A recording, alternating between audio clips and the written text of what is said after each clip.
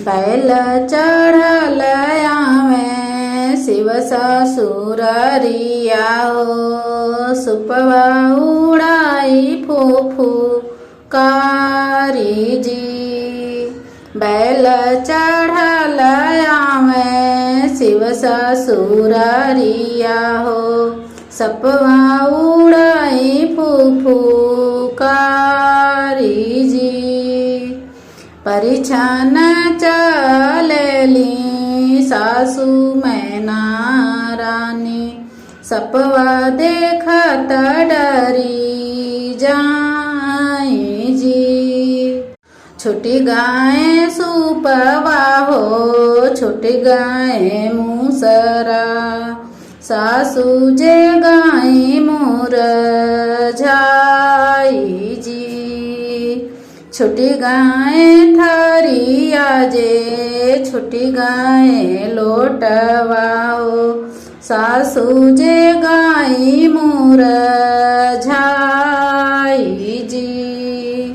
ऐसन बौरहवा बरसे गौरा ना बियाहबै हो, भले गौरा राही हैं कुंवार जी।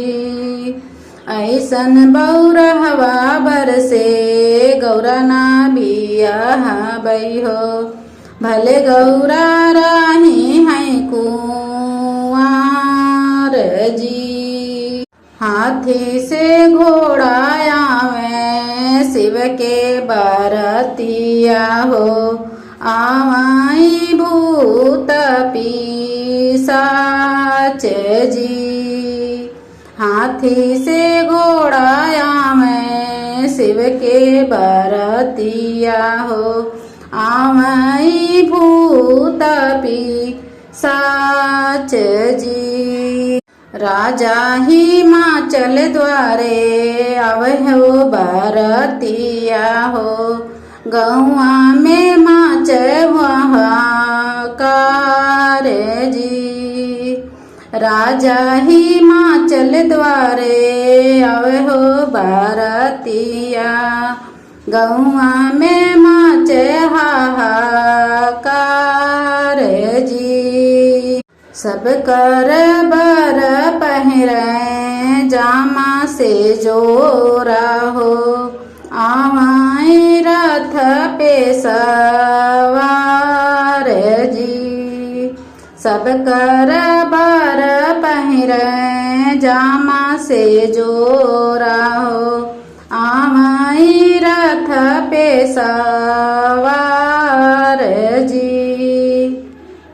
भोला बौरहवा पहिरे मृग कछलवा हो, भभूति लगावे लीलार जी। भोला बौरहवा पहिरे मृग कछलवा हो, भभूति लगावे लीलार जी। सब कर बर मांगे सिकड़ी अंगूठी, भोला अड़भंगी मांगे भंगिया का गोला हो, रूठी के बैठे हैं दुआर जी।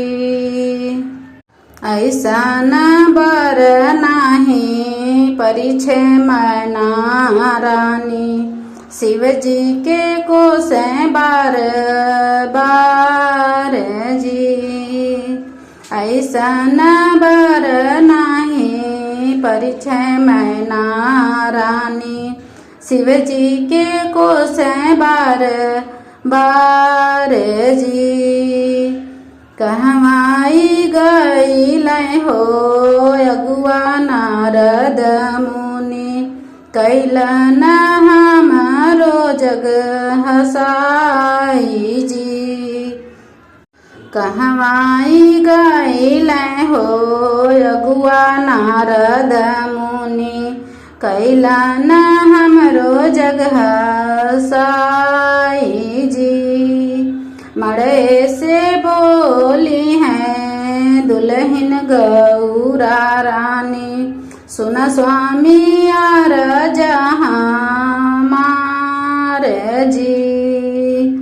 मड़ै से बोली है दुल्हन गौरा रानी, सुन स्वामी यार जहाँ मार जी। तनियापन रूपवा बदलता महादेव, देखतनी नाई हर के लोग जी। तनियापन रूपवा बदलता महादेव, देखतन गौआ के लोग जी। इतनी बचन सुनी हंसे हैं महादेव, बदलाई आपन रूप जी। इतनी बचन सुनी हंसे हैं महादेव, बदलाई आपन रूप जी।